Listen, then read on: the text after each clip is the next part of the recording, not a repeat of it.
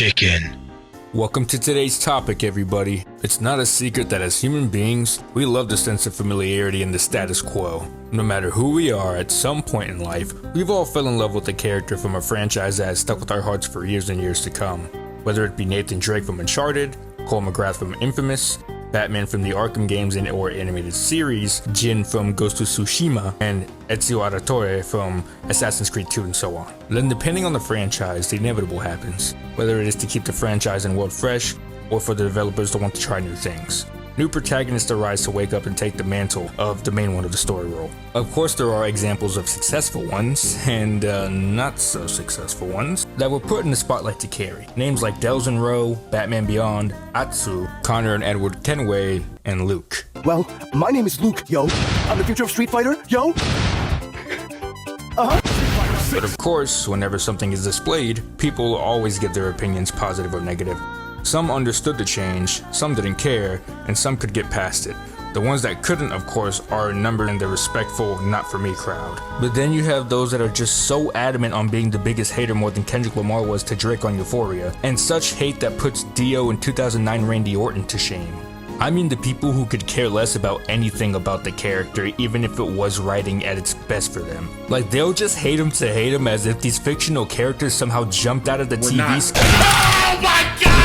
And pissed in their cornflakes that were probably off-brand and never really good to begin with anyways. Holy Jesus! What is that? What the fuck is that? The good old, "We want XY back" crowd. Don't get that confused with people who just say that the new characters aren't for them and they want to stick to the OGs. That's respectable. I mean the ones who hate every fiber of that new character's being and any fans in the space. Like as if the character themselves and the fans of said character fucked their mom and the infamous second son glow-in-the-dark condoms. Like, I swear to God, I've read comments and seen videos like hating on these newer characters for the dumbest reasons. Reasons explained so bad that it makes Alex Jones look like he's the most rational man on the planet. I don't like them putting chemicals in the water that turn the friggin' frogs gay. Do you understand that? Turn the friggin' frogs gay. Serious crap. Gay. Frogs, friggin' frogs. How do we go from a Batman? Whoa, George Lopez background character jump scare here. Okay, nice garage sale quality Terminator glasses and all, but sir, I'm gonna need you to step away from the microphone. Not only does it look like you're having a Mexican standoff in your mom's basement with the camera right now, but your McDonald's drive-thru mic How do we go from a Batman? No, thank you. mixed with your loud-ass screeching voice sounds like two crusty senior citizens hate fucking in an Xbox Live lobby.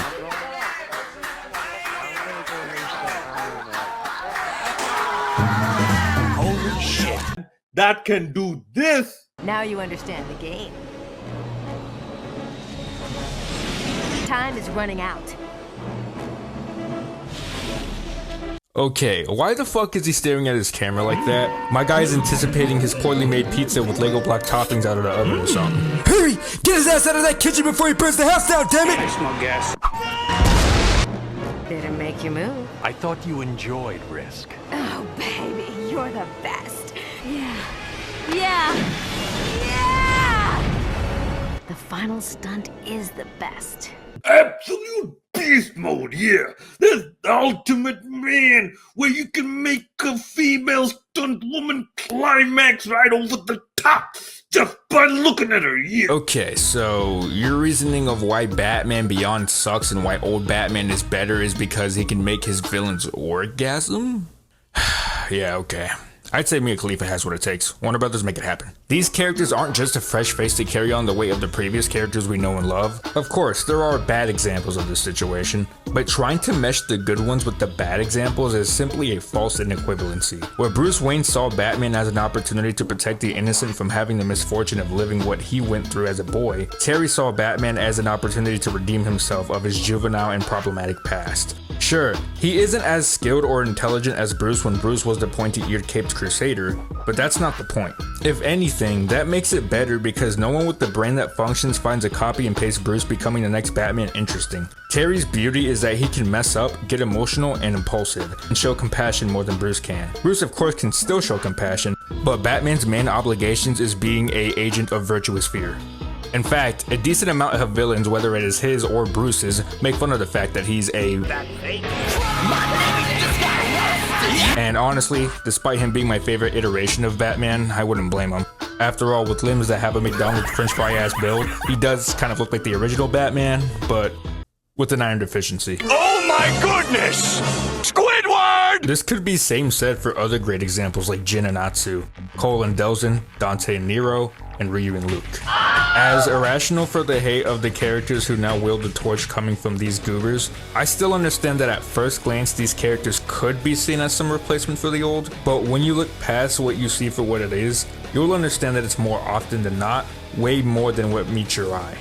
Characters like Luke, Nero, Delzin, and Atsu sure are mirror blood, but they still carry the same amount of weight, baggage, and care for the loved ones that they look after. They also have their own aspirations and goals, losses and pain, and they turn tragedy into triumphs with all they go through.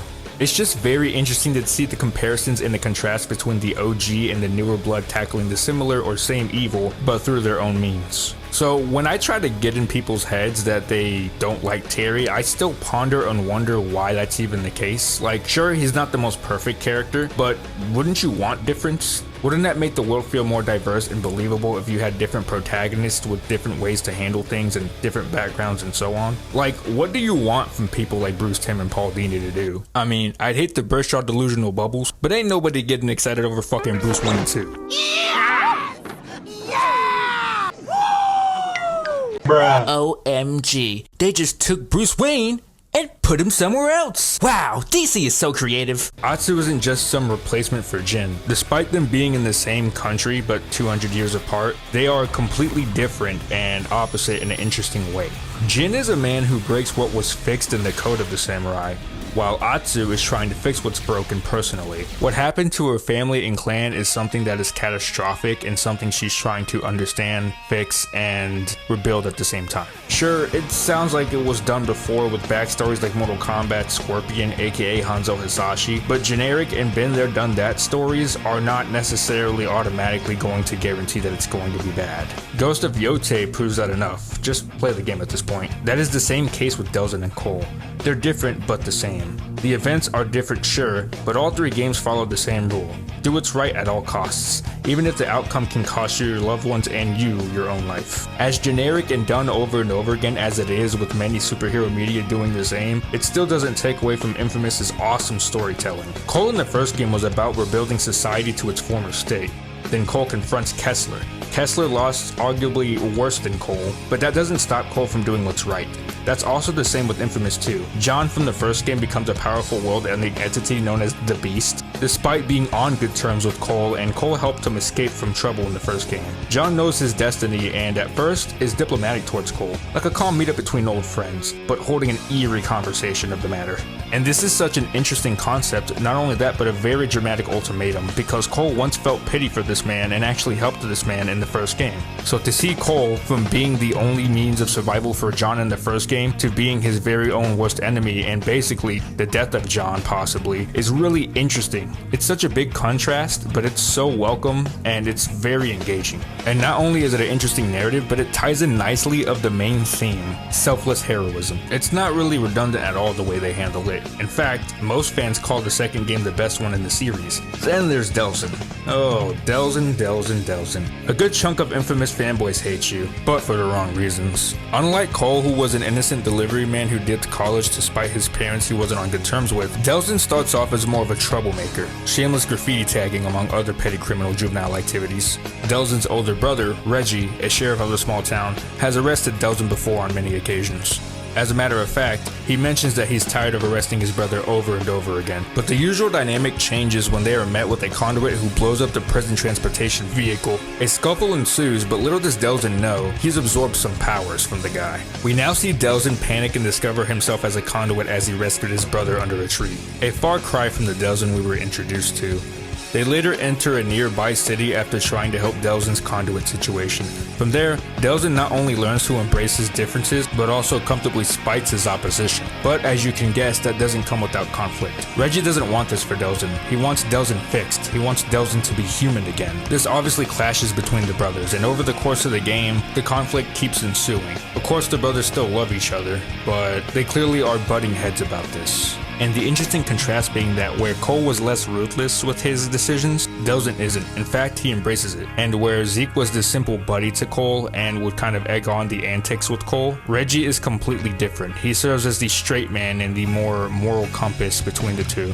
But despite Delsin's naturally more reckless decisions, he has to keep his actions moral and selfless. Never forget and lose who he is, no matter what power he gains. Reggie reminds him of this often. From there, sacrifices have to be made to bring rights to Conduit and humankind alike. The second game did this too, but Second Son did it to a little deeper degree. Delsin isn't some replacement. He loses like Cole and still keeps himself like Cole too.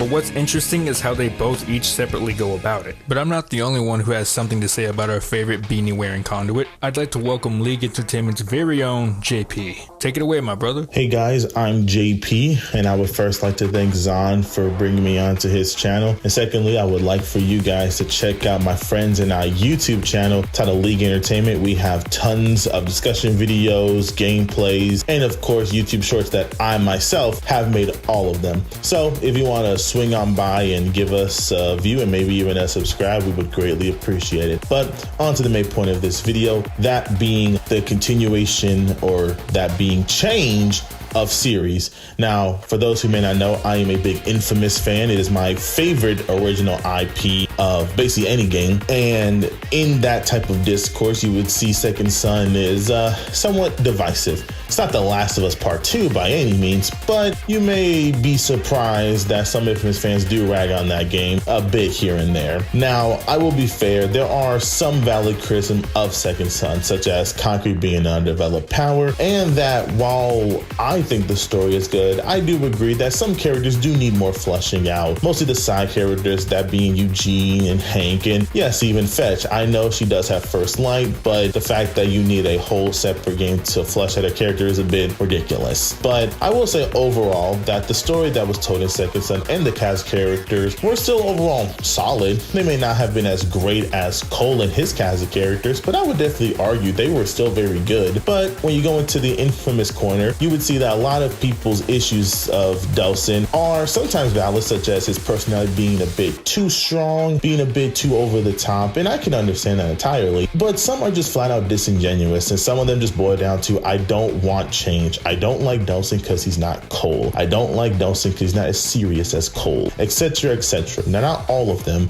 but a good chunk of them do give me the energy that if this was Cole in this game, people would probably be fine with Second Son's story, for the people that dislike it, of course. Now, by no means am I saying Delsin's a better character than Cole. No, I personally do prefer Cole over Delsin, but I'm also someone who thinks that Delsin can, and in fact should, exist in this Infamous universe. Now, I'll be fair, people who bring up the whole it retcons the good ending of Infamous 2, that is very valid, and I will say the world building aspect of it is bad, but the idea of Conduit's continuing after Cole's legacy is completely fine, and people bring up the fact that it ruins his sacrifice doesn't really understand that Cole as a character would be grateful that Conduits do exist post his sacrifice, and he would be happy that somebody, at least using the hero ending, someone was able to lead these Conduits on into a bigger and better life, living in harmony with humans. Now, of course, I will always say that I would have loved to see an Infamous Second Son 2 or continuation of it. But I'm also somebody who is perfectly fine with it ending here, of Delsin being the I guess, pseudo legacy character. I don't know if that's the right technical term, as he's not purposefully carrying out someone's legacy like Miles with Peter or anything like that. But it does,